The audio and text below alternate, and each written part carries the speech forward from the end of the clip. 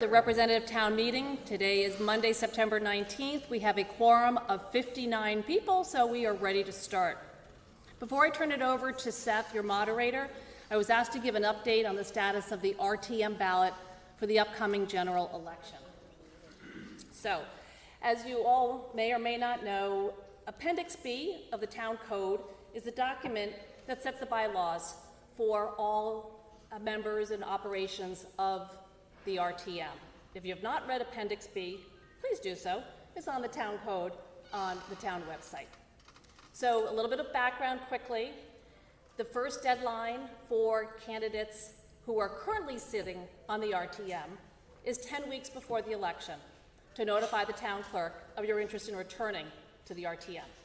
That deadline was August 30th, and thank you to those of you who have indicated your interest to return to the ballot.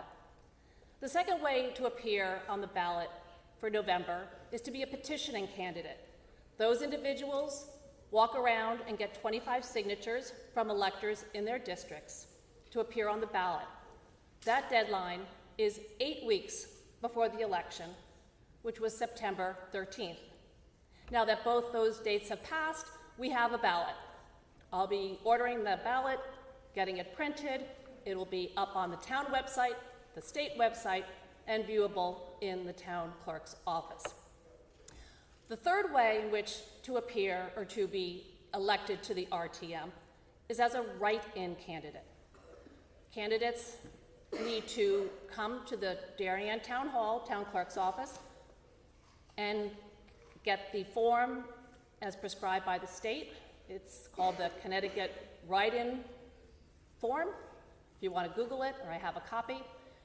That deadline is October 25th. If there's anyone out there who is still interested in trying to run for the RTM, now as a write-in candidate, October 25th is your deadline.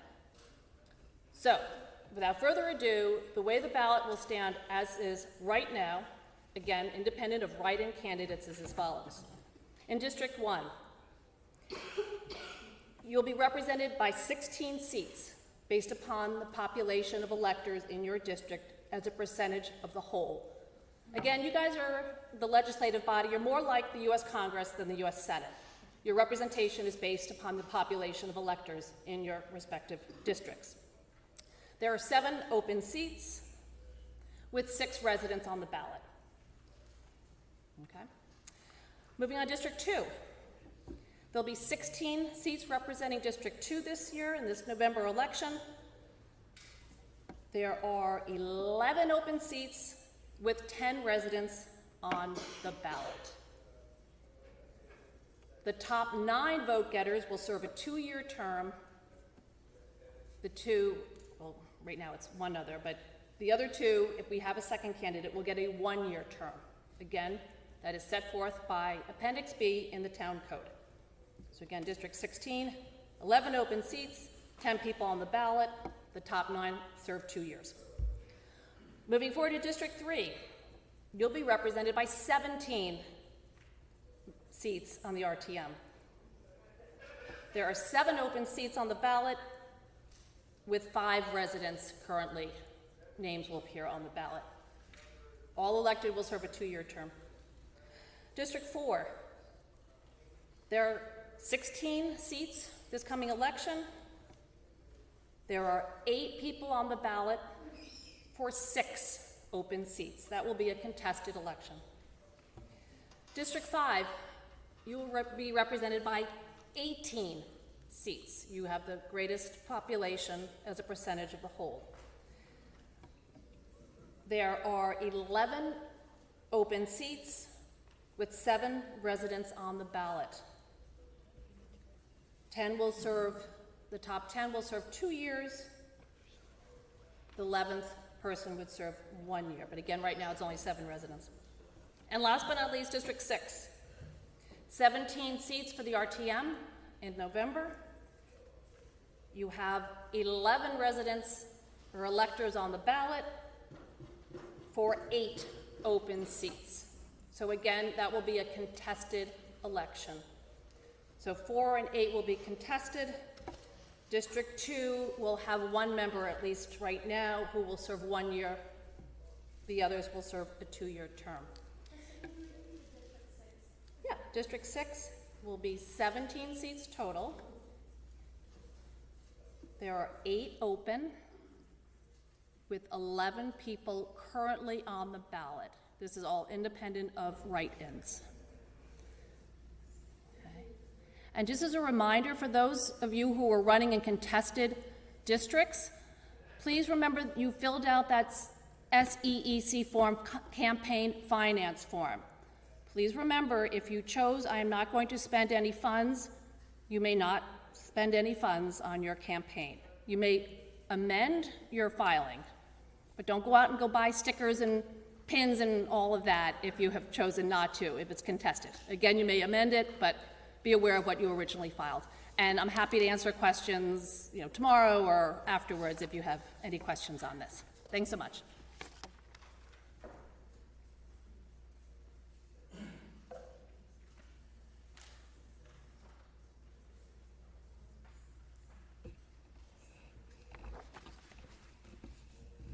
Welcome, everybody. Great to see you all tonight.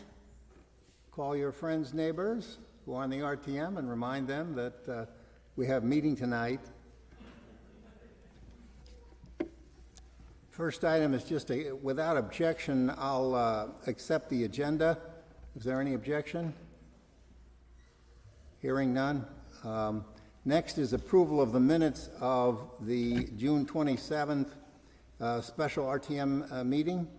Can I have a motion to approve the minutes, please? Okay. Have we got the? I'm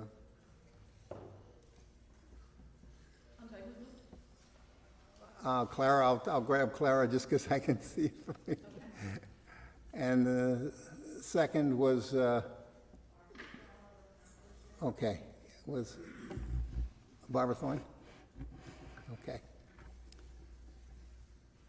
Great. Any corrections, additions, deletions? Okay. Ready to vote? All in favor, please say aye. Aye. Opposed? I hear none. Abstentions? I don't hear any. Minutes stand approved. Just a quick announcement.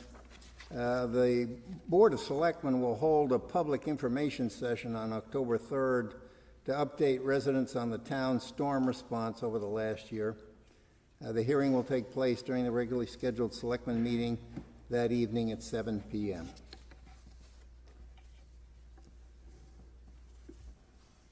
Next item is briefings, and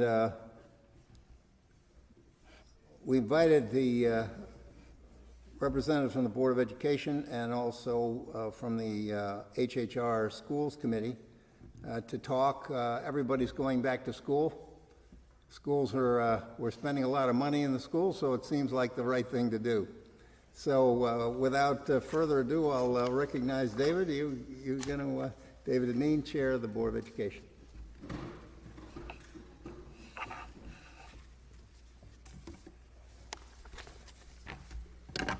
Thank you, Seth. Good evening, everyone. Good to see you. Hard to believe we're approaching our 4th week of school. I'm not sure where that summer went to. So I just wanted to say hello and kind of go over real quickly.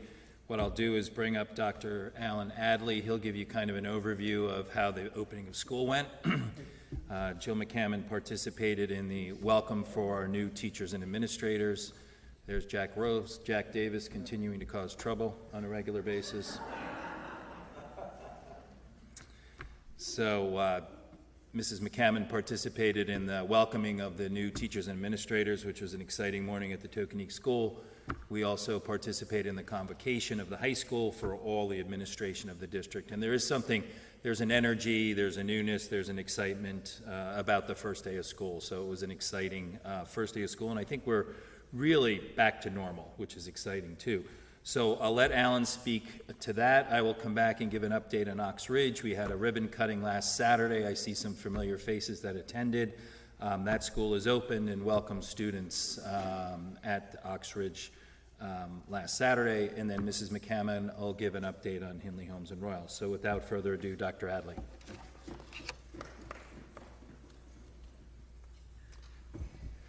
Mr. Moderator, Mr. Chairman, Mr. Vice Chairman, members of the RTM, all those who are watching the Queen's passing and funeral back home again this evening. You can do both here in and send on your best wishes there.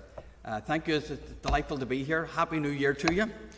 Because if you have been a teacher, you will know what the absolute privilege it is to kick off any school year. And you do go through a physiological reaction, which is, unless you've been a teacher in education, and if you do feel that as a teacher, you know you're in the right job. So it's just wonderful to see so many people out here in person, and to start the school year in person. We've had our open houses the past week or so, past 2 weeks. We have the last one tomorrow evening for 7th graders. And you sort of forget that parents have not been in the schools, or certainly in classrooms, in 3 years. Like, that's a long time for 9th grader, 10th grader, 11th grader. You're nearly out of high school before you get in. And that relationship between parents and our teachers is a very special one. And we know between the home and the school, if that relationship's strong, it contributes to a student's success. I will say this evening, how are you feeling? Good. I say that deliberately to you because that was a wee bit of our convocation this year, because we're very much in tune with how do our students feel and their social and emotional learning, their mental health, and to ask someone how they feel, there's a wee bit of a different connotation to that. And the convocation kicked off with a sort of, the message for the year was making a difference, one special moment which only teachers create in those special things that they do for their students. I see some teachers in here who know exactly what I'm talking about. One moment and one feeling at a time. We had Dr. Mark Brackett come off and do Mark is from Yale, the Yale Department of Developmental Intelligence. He's the founder, and he came to talk to our staff and inspire our staff and to kick it off. So the theme for the year will be looking as a priority of the mental health and the social and well-being in conjunction and collaboration with the town for our students. That is our priority above everything else at this particular time. But we're delighted to open school. Every student, whether you're a kindergartner or whether you're a senior, they came back through those doors passionate, excited, with a book bag filled with hopes and aspirations that only another school year can bring. I also want to pay tribute to the RTM and thank you for the past 2.5 years. Have not been easy for you, your families, and certainly not for the school system, our staff who do a fabulous job, and our wonderful students. I want to thank you for the past 2.5 years, particularly for your support, not just only of the resources and finances, but your talents and your time. Many of you here and other people I don't know who over the past years have given of your time freely, and I want to thank you for that because it means an awful lot. It's amazing what a group and a community can do when they come around and really rally together. You can actually do things that you thought never were possible, and we have proven that. So we look forward to an exciting year. It's just tremendous to see people in the buildings. We thank you for that because the school's in a state of readiness. The kids are excited, our staff are passionate and excited, and we're looking forward to another tremendous school year. With that, we said that we thank you for your contributions and everything you do to support education. This district supports education. Our community supports education. We're tremendously grateful for that. There was no greater evidence of that in the past 2.5 years, but also as you look at literally our infrastructure that is changing from Oxridge to the other schools that are being renovated, the elementary schools. And with that, we're going to give you a wee update today, and I think Mr. Chairman is going to lead off with the state of Oxridge. And if you ever want an opportunity to see it, you can ask him. We'll give you we'll be happy to facilitate that for you. But Mr. Chairman is going to lead off with Oxridge.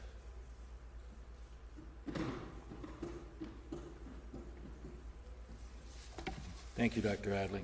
Appreciate that. I will say, just to do a quick follow-up with Dr. Adley, I think we all think, those of us that are in business, those of us that are home taking care of our families, you think the summer is a little bit of downtime. I've never been part of a busier summer, I think, in terms of the work that the board did, the work that our teachers and administrators did. the work that our HR teams did and in conjunction with the whole interview process for bringing and making sure we're staffed when the school year opens. So the summer is probably the busiest time for the district over in Bud when all our students are in the classroom. So it's an exciting time. We continue to, as a board, the board worked through the summer. We had a couple of special meetings. We continue to work with the administration on the strategic plan, on diversity, equity, and inclusion, on social emotional learning. There's an exciting email going out about a wellness center that's opening up that's going to be staffed at the high school for kids just to stop in and check in and see how they're doing. So there continues to be a lot of excitement, and I call it kind of the district in motion as we go forward. So really exciting. We had a great ribbon cutting last Saturday at Ox Ridge. We kind of referred to it as a soft opening, as it's just the academic wing of the building. And the other part, the gymnasium, the cafeteria, the music rooms, the construction will start on that shortly. The decommissioning of the old building is almost done, so that's exciting. We are right now 79% complete of the overall building. We have used 31% of our total contingency. Our contingency was about $4.3 million, so we're in good shape there. And we've spent almost $40 million of the $63 million and expect to come in under budget. So I know that will make this group and all the hardworking RTM subcommittees very happy along those lines. And we continue to work with the state, and that is kind of an ongoing process as the state approves payments as to what is eligible for reimbursement. So that continues to happen too. So we'll kick off with a few pictures here.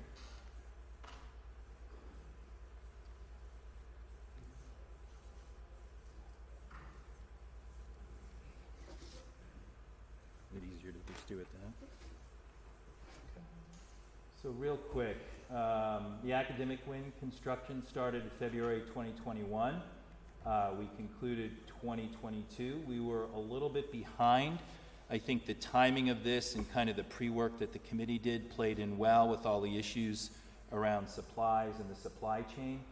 We had some challenges with roofing material and some challenges with furniture, but the school opened on time and the students were welcome. The existing building and the abatement, as I said, the building is down, the cement pads are there, they're in the process of being deconstructed, and the assembly wing construction has started, and the school will open in August of 2023, and that's also when we'll consolidate the ELP that's in other schools in the district into the Oxford School. So this is a quick glance at the entrance. That is a temporary sign. There are some challenges with steel, so there's a nice gray steel Oxford Elementary School sign that will be put up there once that comes in. So you don't have my back, I'll use the slides. That is the ribbon cutting last week. We had a good turnout. We also welcomed back the 4th and 5th graders, especially the 5th graders that were not able to really enjoy the new school. So it was exciting to see them there. That's kind of a view out of the building. If you look over to this side here is the administrative wing, and you go right in and then look out into the courtyard. Off to the side here will be the gymnasium and the rest of the construction. This is a view into the courtyard. The courtyard is kind of functioning as an outdoor classroom. There are steps there for seating. There's stuff that will be used in conjunction with science and water and nature in terms of the drainage and the way things have been set up out there to drain and filter the water. So that's exciting for the students to see that. This is kind of a view. Each grade is set up with 4 classrooms and what's called a learning commons. This was really important in the design of the school, that there was space outside of the classrooms to break out into smaller groups for learnings, and also a little view as to the lockers also that are outside that the students have been really appreciative of. This is what's left of the old school as of last week. I think it's pretty much a flat piece of dirt right now. And we will then move on to Hinley, Holmes, and Royal. I guess, all right to do questions? Yeah. All right to do questions, Seth? Sure. Sure. So I'll open it up to any questions on Ox Ridge. or anything? All right. We will have another ribbon cutting for the full opening of the school and the consolidation of ELP into that school. But it really is exciting. What'd you say, Dr. Adley, when the kids came up to you and you asked how the school was? You know, kids say it perfectly and simply, it's awesome. So I think that kind of sums it up. So with that, knowing what it's like to be on a building committee, I was excited when Jill McCammon became the vice chair and I could ask her to be on a building committee for Hindley Homes and Royal. So I know she appreciates that. And that committee's doing a fantastic job. Jill?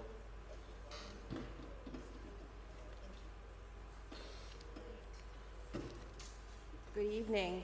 Thank you for having us tonight. I'd first like to send Chris Price's regrets. He couldn't be here tonight. He's the chair of our building committee. He's at a dinner, but he actually wanted us to know he'd rather be here. Bless him. So I'm joined this evening by our secretary and our Board of Selectmen representative, Sarah Newman, and our Board of Finance representative, David Martin. It's a wonderful team, and we're really thrilled to be doing this work. Nothing I have to say to you will be nearly as exciting as what you just saw, but we hope that what we get to show you in a year or 2 years' time will be thrilling. So as you may remember, we're working on 3 schools right now. We're in the design phase still, we have 3 concurrent projects. There are 4 goals. The 4 goals are shared by each of the schools, and I will go over them because I just think it's important that we always keep remembering what we're trying to solve for. The first and most importantly was elimination of those portable classrooms. We can't wait until we're not using that word anymore.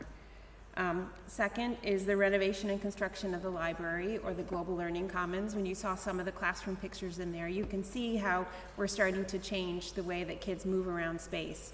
And so the library is one of the key places where that change is happening. We also understand how changes are happening even when any of us go to the library today or to the bookstore and we have to decide, are you gonna get it on your Kindle or are you gonna get it in a book? So we're trying to make sure that our library spaces reflect how we're interacting differently with knowledge. The third piece is correctly sizing some of our general and special education subject classrooms. We had some undersized classrooms that don't fit our current model for class size limits. And also just are suboptimal for how we want to deliver education. And the last piece is upgrades of outdated systems. Again, you heard a lot about this when you all gave us our full appropriation, so I won't keep going. But this is really critical work. It's something north of 60% of what we're actually spending on this project.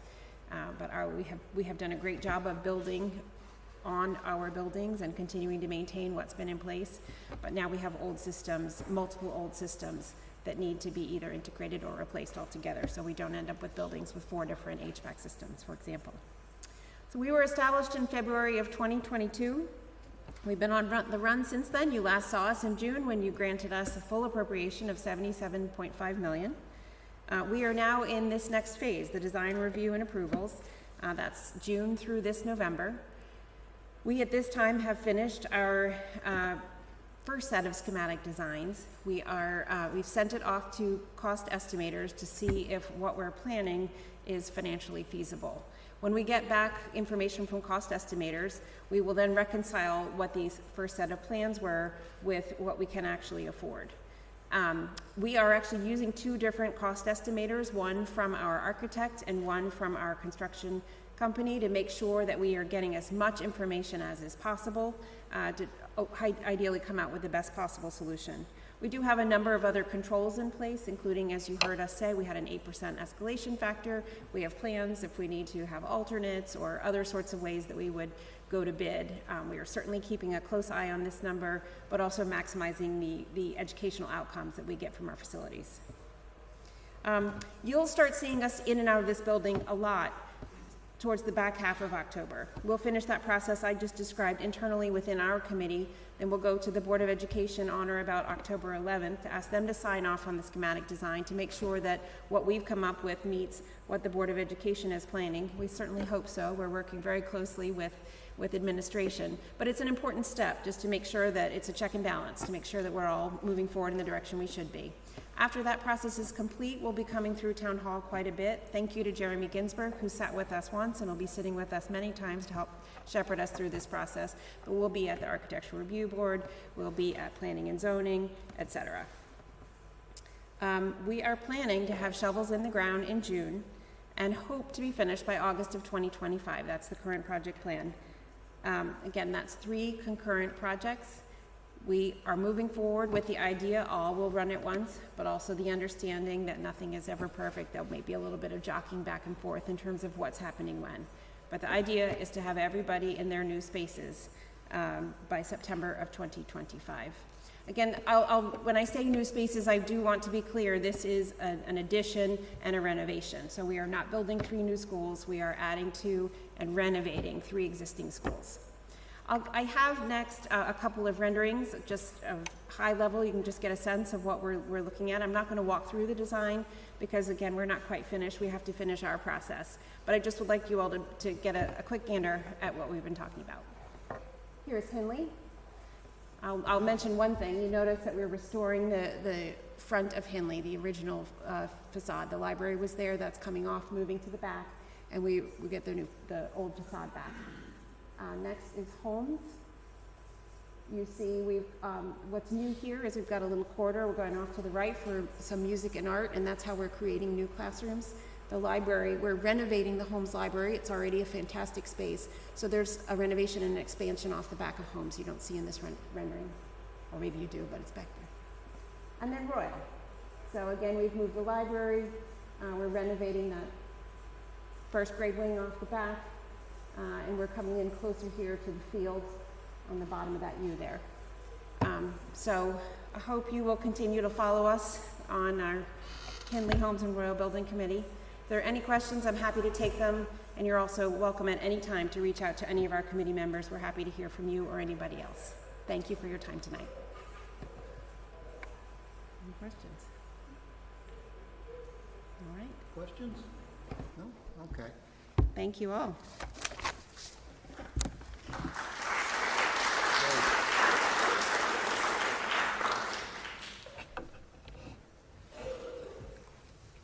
Nice job. Thank you very much for coming.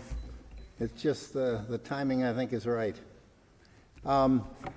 Next, Jack, you're up anyway. So, we'll introduce item 22-24 and Jack Davis, and give him. You have some thoughts, so you can do all of it. Thanks.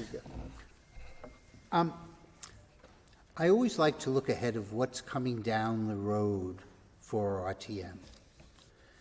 And we have a very important October meeting. We will be addressing the P&Z recommendation for accessory dwellings, if I have that right. And it needs to be approved by 60 members of the RTM. If we were to do that tonight, we could not do that.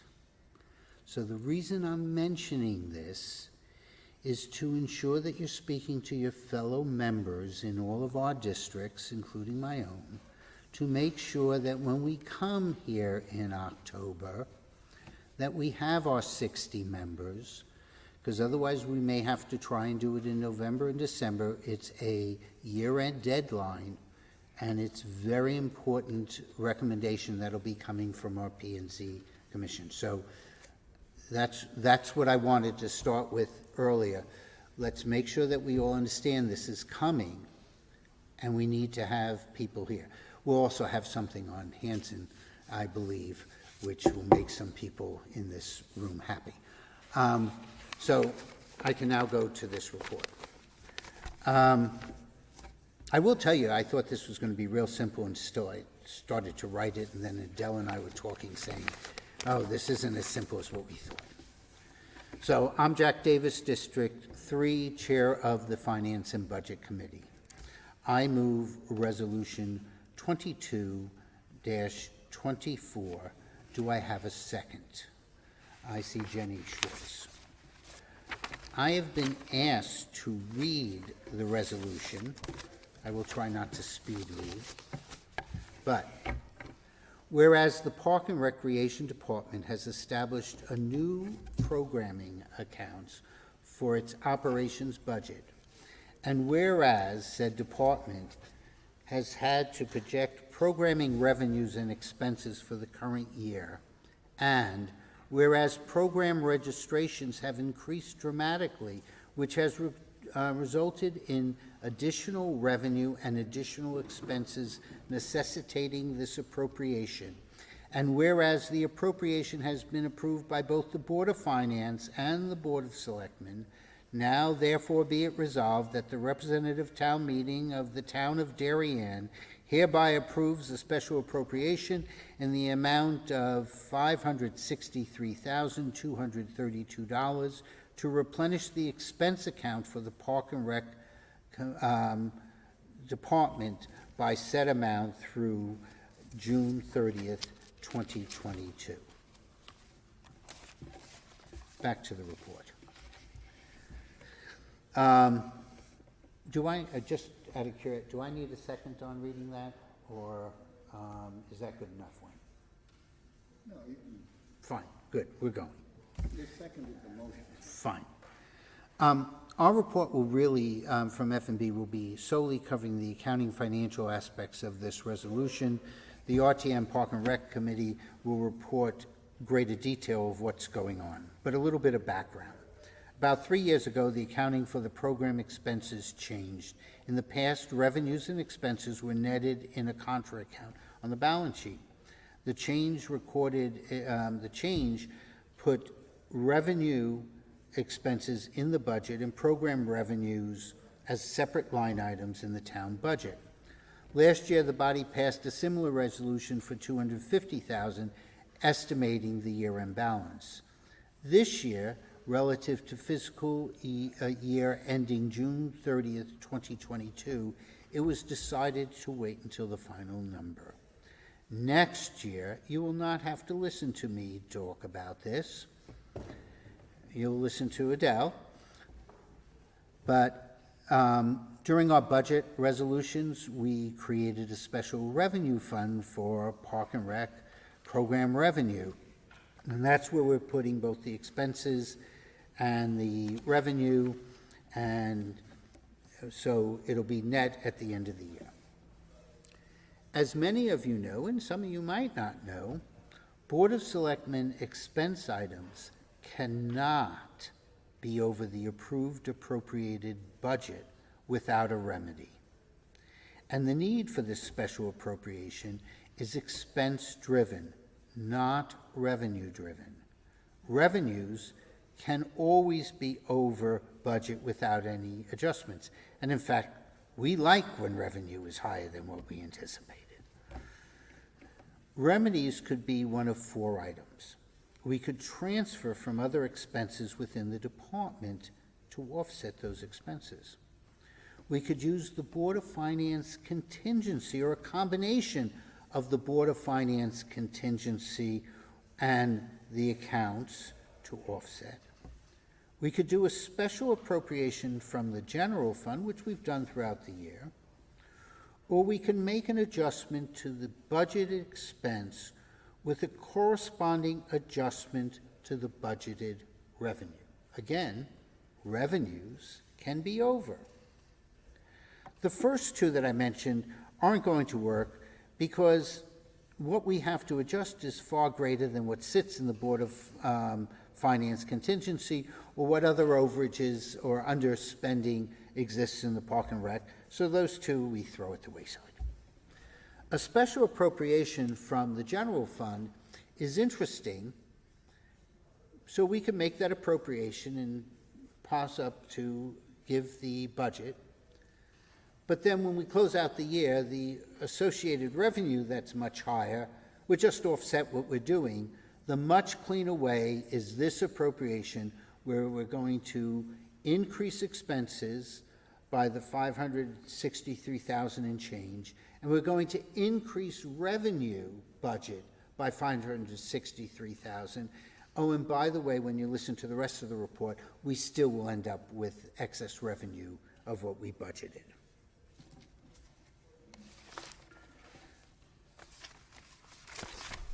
Okay.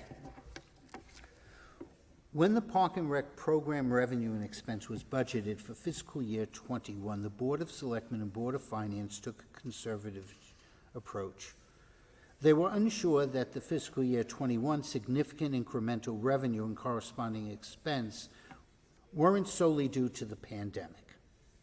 As such, Park and Rec program revenue was budgeted at $665,000, and the corresponding Park and Rec program expense, the expense side was budgeted at $517,000, providing a net revenue of $148,000. Now, I know we always, because many of us are in business, we like profit. Towns aren't supposed to be making a killing on these type of initiatives. We're supposed to have some money to help us out, but this isn't so revenue generated that, you know, we should be looking, oh, how come it's not $300,000? This is a service to the town. In fact, the revenue did come in at $1.3 million, and expenses attributable to generating that revenue came in at $1,080,000 plus change, yielding a $220,000 net increase, which is more than what we originally planned. But this is not an overage in the normal sense. It's not even that the town estimated that flag football would cost $5,000 and it costs $6,000, so that's part of what we're doing. This is the case that the town's anticipated programs to be offered that would gross to $517,000 in expenses with the matching revenue of $665,000. But the demand was such that the town offered more programs with costs and revenues both exceeding the original estimates. The Park and Rec report will go into the detail, but needless to say, for the second year in a row, our Park and Rec department just hit, you know, if Judge is going for 61, they're about 100. And we all benefited based upon the programs that have been offered to our citizens that people are accepting. Now, just in case anybody's interested in the breakdown of the detail, program expense is a separate subsidiary line under Organized Recreation and Event account, which is 1060401, just in case anybody was interested. And the other subsidiary accounts that were in there include such things as part-time salaries, junior sailing, printing, mailing and shipping, and operational supplies. All of those other 5 accounts are below budget by a little bit or exactly at budget. The only account that was really significantly over was the program expense. And so that's the payments. By the way, when we do make a payment, when it all goes into this lump sum, we do not record within the subsidiary of a subsidiary line item how much was instructional expense, how much was supplies, how much is that. It's a program expense. It goes through our normal payment processing. That means we only pay somebody who's an approved vendor. Those invoices have to be approved by the department. They're inspected by the Department of Finance, and payments are made. So the best I can say is these are payments to instructors, and we pay the instructors for the supplies, and that's what increased it. We had significant increase in revenue. You should expect we're going to have expenses to deliver those products. The other point that I want to make is that this is an important resolution tonight and needs to be passed to close the books of the town. It was approved by the Board of Finance in August. It was approved by the Board of Selectmen earlier this month. The books are going to the auditors. They need this adjustment so we can close the books and move on to this year. The F&B committee voted to approve this resolution unanimously, which I misspelt here, and recommends the same to the full RTM. Thank you very much for your time.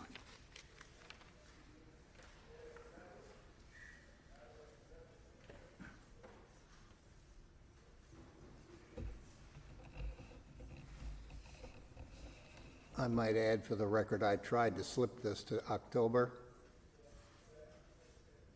I have power, but not to do this, so we're all here tonight. And so, as the secondary committee, the Park and Rec, Adele Coniff, Chair.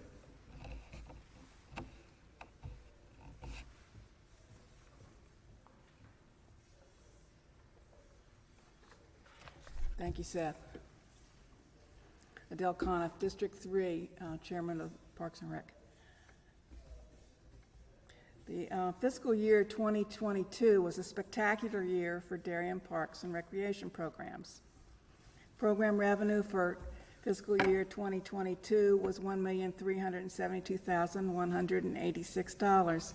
Program revenue increased 18% from fiscal year 2021 to fiscal year 2022, with a 131% increase in revenue from fiscal year 2018 to 2022. I'm not going to say fiscal year every time. Know that I mean fiscal year. Thank you. Of course, with this increase in revenue came an increase in expenses. Expenses increased $563,232, more than the budgeted $517,000.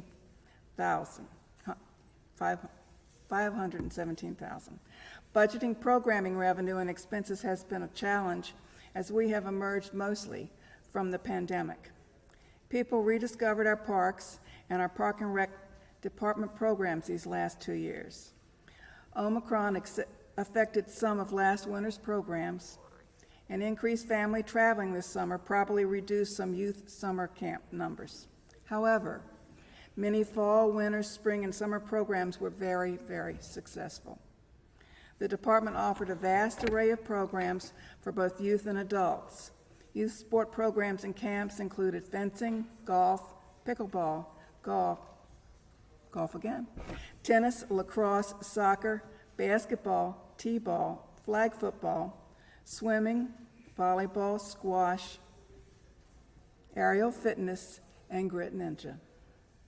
There were guitar, ukulele, and piano lessons, as well as cooking and mad science classes. For adults, tennis, archery, guitar, golf, paddle, pickleball, fitness, and yoga classes were offered.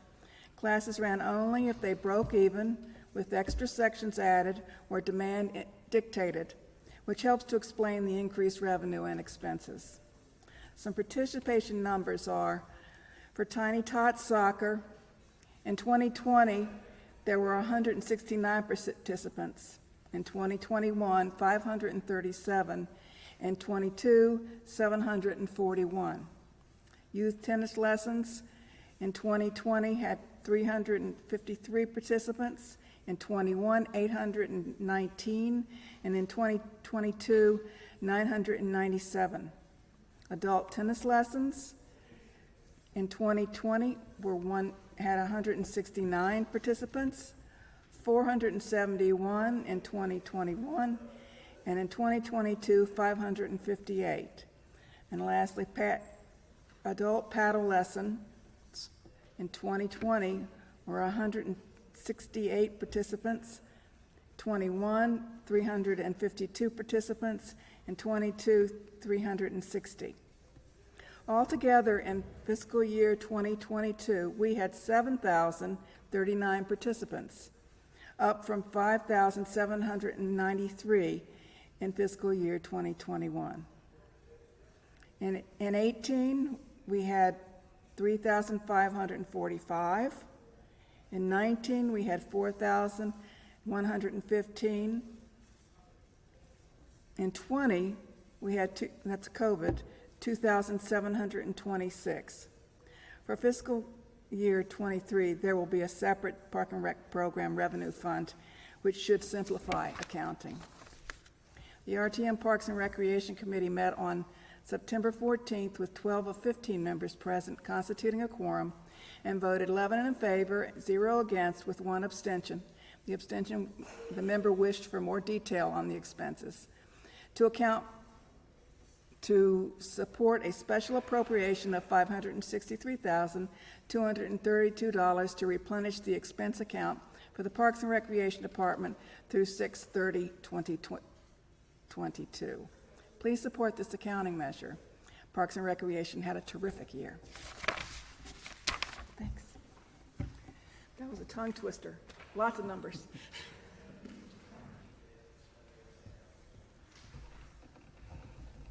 And lots of programs.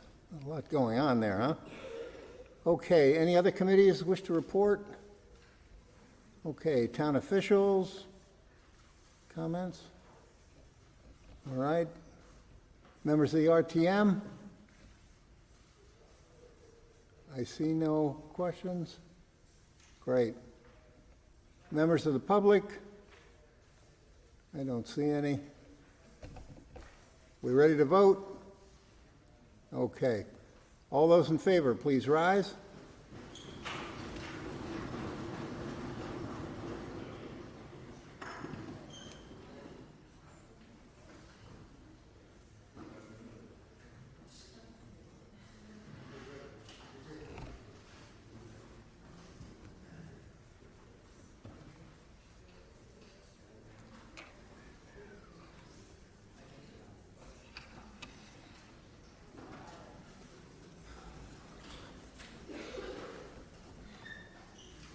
Opposed, please?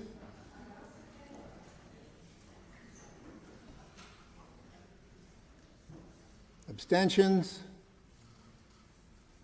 Thank you. Please turn the votes in. Have to wait till I get the count.